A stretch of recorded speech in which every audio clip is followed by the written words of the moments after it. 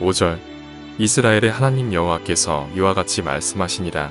내가 이곳에서 옮겨 갈대아인의 땅에 이르게 한 유다 포로를 이 좋은 무화과 같이 잘 돌볼 것이라. 8절 여호와께서 이와 같이 말씀하시니라. 내가 유다의 왕 시드기야와 그 고관들과 예루살렘의 남은 자로서 이 땅에 남아있는 자와 애굽 땅에 사는 자들을 나빠서 먹을 수 없는 이 나쁜 무화과 같이 버리되. 오늘 아침 우리가 예레미야 24장을 함께 살펴봅니다. 하나님께서 계속해서 이 유다의 그 마지막 이 멸망에 대해서 예레미야를 통해서 계속 강조하고 있는데, 오늘 이제 24장에 보면 하나님께서 이제 이 예레미야에게 무화과 두 강주리를 환상으로 보게 하십니다. 그래서 때는 언제인가 하면 여호야김의 아들 여고냐가 이제 잡혀가는 때. 그래서 이 여고냐, 여호야긴 왕, 이 고니야 또 이런 이름들이 있는데, 이때 아마 이 에스겔도 잡혀갔을 것이고, 이렇게 2차 포로로 잡혀가는 그때입니다. 그래서 여고냐가 잡혀가고 이제 시드기야 왕이 이제 즉위하게 되는데, 바로 그때에 이제 먼저 1차 포로가 되고 그다음 또 2차 포로가 되고 하는 이런 시대에, 이 시점에 하나님께서 주신 그 예언의 말씀입니다.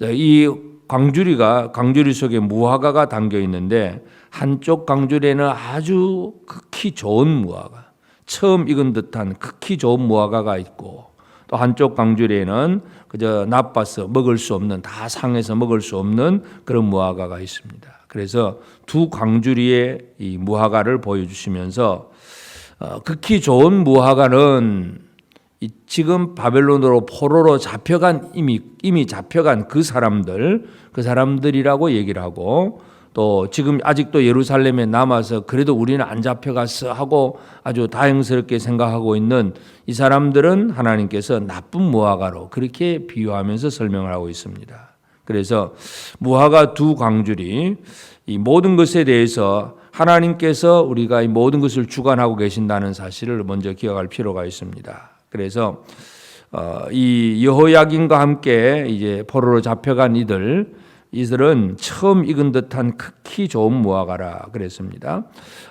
이 팔레스틴 지역의 이 무화과는 주로 6월, 7월 이래 여름에 많이 익습니다. 그러나 이제 3, 4월에 익는 열매 맺히는 거, 처음 익은 듯한 처음 익은 열매가 있습니다. 그래서 사람들 겨우내 열매가 없다가 봄 이제 처음 익은 열매를 보면 사람들이 얼마나 좋아하는지 모릅니다. 그래서 이사야 28장 4절에도 보면 여름 전에 처음 익은 무화과, 그걸 보는 자가 그것을 보고 얼른 따서 먹으리로다, 그런 얘기를 하는데, 그래서 이 처음 익은 무화과는 사람들에게 아주 지금까지 몇 달 동안 겨울 동안에 없던 것들이 생겼으니까 얼마나 기분 좋은지 모릅니다.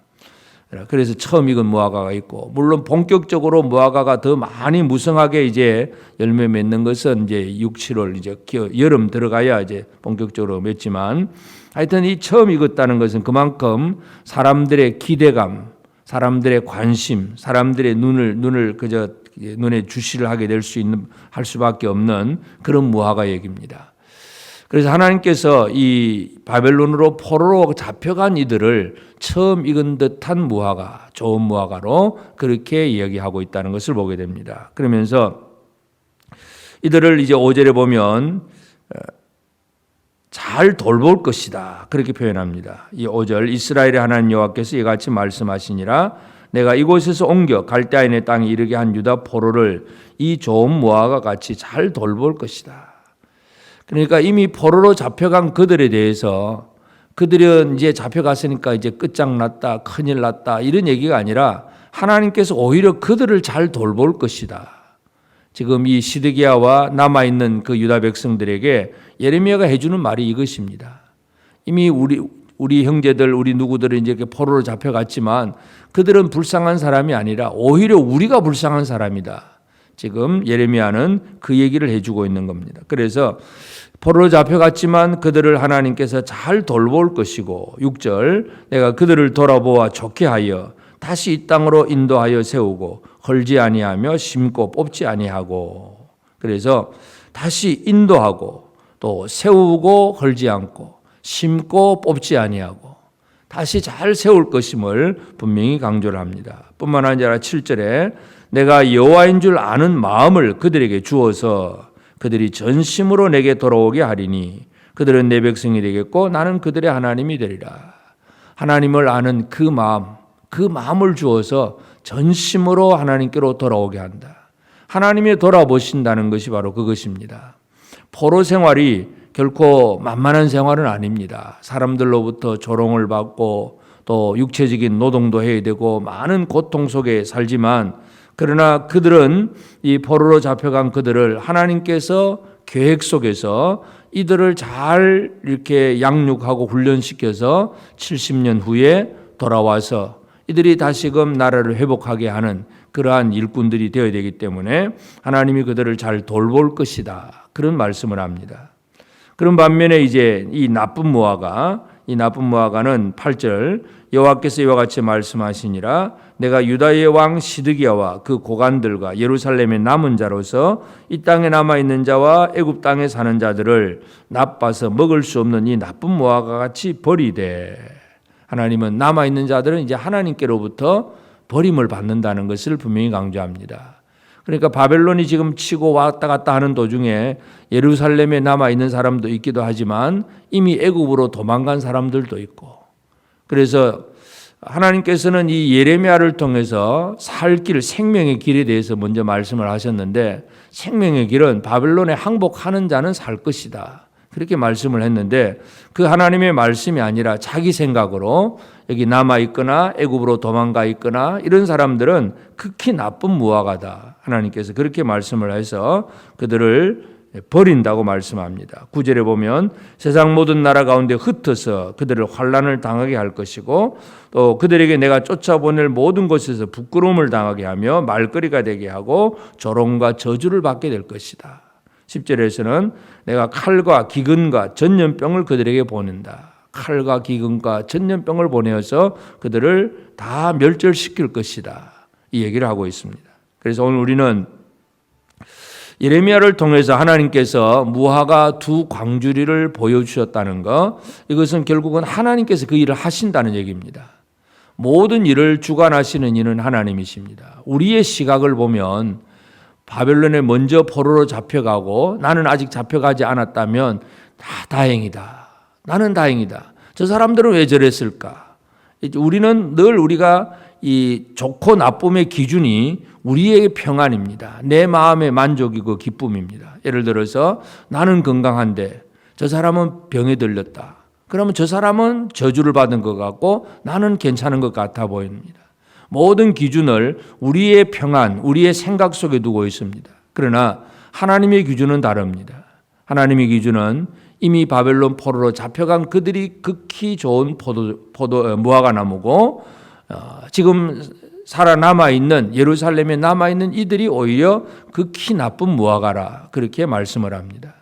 그래서 모든 삶의 기준에 대해서 우리는 우리 시각으로 바라볼 것이 아니라 하나님께서 모든 것을 어떻게 보시느냐, 하나님의 시각에 대해서 우리는 다시 한번 살펴볼 필요가 있습니다. 그래서 하나님의 통치하시는 방식은 바벨론에 죄악이 있기 때문에 벌을 하지 않을 수가 없고, 그래서 벌을 하신다면 완전히 멸하실 거냐, 아니면 멸하신 다음에 다시 회복시킬 거냐, 이런 것들이 하나님의 통치 과정이고 방법인데, 그래서 포로가 되는 사람들을 통해서 하나님은 회복시키실 것이고 남아있는 자들은 그냥 하나님이 내버릴 것이다. 이게 하나님의 방법입니다. 그래서 예루살렘의 죄를 심판하고 다시 새롭게 하시는 것이 바로 하나님의 뜻이라고 한다면, 포로가 되어 가는 것이 하나님께 순종하는 것이고 하나님 앞에 제대로 쓰임 받는 것입니다. 그러므로 오늘 우리의 삶에 있어서 나는 왜 포로가 되었느냐, 나는 왜 이렇게 힘드냐, 나는 왜 고난을 받느냐, 우리의 어떤 이 어려운 문제를 가지고 이것이 판단의 기준이 되어 가지고 그래서 큰일 났다고 그렇게 좌절하거나 절망하는 그런 삶을 살 필요가 없습니다. 하나님의 뜻이 무엇인가를 정확하게 깨닫는 것이 가장 중요합니다. 지금 나는 건강하고 지금 나는 평안하니까 문제 없어, 이 얘기가 아니라 하나님은 문제 없는 나를 오히려 멸할 수도 있고 문제 있다고 생각하는 저 사람들을 오히려 사용하실 수도 있습니다. 그렇기 때문에 하나님의 뜻이 무엇인가를 우리는 늘 깨닫는 그런 삶이 되어야 됩니다. 그래서 이 예레미야를 통해서 이 이야기가 바벨론 포로들에게 전달될 때에, 특별히 에스겔 같은 그런 사람들을 통해서 전달될 때에 그들은 회복에 대한 소망을 가질 수가 있습니다. 그러나 예루살렘에 남아있는 이 사람들은 회복에 대한 예언이 없습니다. 그냥 멸망당한다는 그 얘기만 계속 들려지고 있습니다. 그래서 우리는 하나님이 나를 어떻게 다스려 가시느냐 하는 그 하나님의 통치를 깨닫고, 그리고 하나님께서 지금 내게 어떤 어려움과 힘든 일이 있어도 나를 회복시키실 것이라고 하는 그런 소망을 품는 그 생활, 그래서 포로에서 견디는 그 백성들처럼 하나님께서 나를 통해서 어떤 일을 이루실 것인가에 대한 기대감을 가지고 어려움을 이겨나가는 그런 우리가 되어져야 됩니다. 그래서 우리는 하나님께서 그 포로에서 돌아올 그 백성들, 그들을 돌볼 때에 심고 뽑지 않고 세우고 헐지 않고 인도해서 다시 돌아오게 할 것이고, 하나님을 아는 그 마음을 주신다고 그랬습니다. 여호와인 줄 아는 마음을 그대로 준다. 그래서 우리가 오늘 이 아침도 하나님을 향한 온전한 마음, 전심으로 돌아오는 그 백성들처럼 마음을 다하고 힘을 다하고 뜻을 다해서 하나님을 사랑할 수 있는 사람이 된다는 것, 이것이 가장 중요한 일임을 기억하면서 우리의 삶에 우리 시각으로 우리 처지를 바라보면서 이건 복이다, 이건 화다, 우리는 그렇게 생각할 것이 아니라 하나님은 지금 나를 어떻게 이끌어 가시느냐, 하나님의 통치의 손길은 무엇을 이루시는가를 하나님의 입장에서, 하나님의 위치에서 우리가 다시 한번 살펴보면서 어떤 어려움 속에서도 두려워하지 않는 생활들, 지금 평안하다고 교만하거나 오만하지 않는 겸손한 생활들, 이런 것들이 우리의 삶입니다. 오늘 이 하루도 우리는 하나님의 손이 우리를 다스려 가심을 다시 한번 깨달아 알고, 힘들고 어려운 과정 속에서도 하나님의 뜻 가운데서 소망을 품는 우리가 되고, 만약에 평안한 생활을 산다고 하더라도 그것 때문에 오히려 교만해지지 않는, 더 겸손해질 수 있는 믿음의 생활을 살아가는 저와 여러분 모두가 되어지기를 주의 이름으로 축복합니다. 기도하십시다. 이제 오늘 받은 말씀으로 함께 기도하겠습니다. 하나님께서 주시는 고난 속에서도 낭망하지 않으며 평안 가운데서도 오만함에 빠지지 않게 하시고, 오직 하나님의 뜻을 알고 그 뜻을 이루는 삶을 살게 하옵소서. 하나님을 더욱 깨달아 아는 마음을 주셔서 마음과 뜻과 힘을 다하여 하나님을 사랑하며 하나님께 돌아오며 하나님의 백성다운 삶을 살게 하옵소서.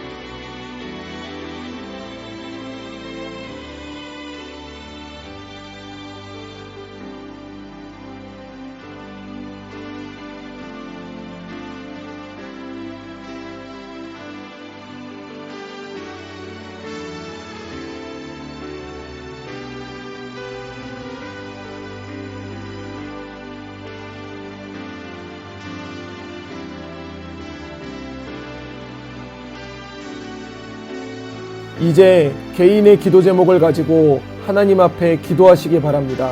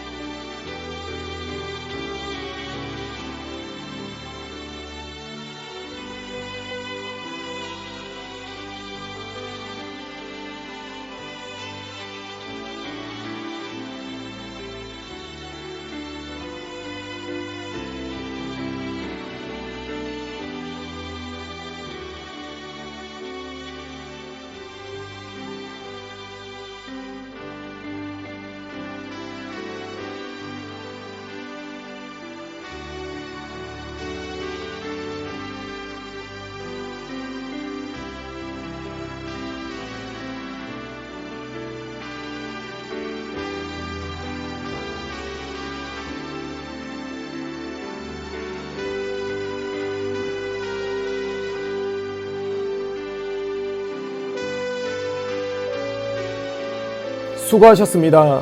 오늘도 하나님의 인도하심 가운데 승리의 하루를 보내시는 우리 재건부평교회 모든 성도님들이 되시기를 주님의 이름으로 축복합니다.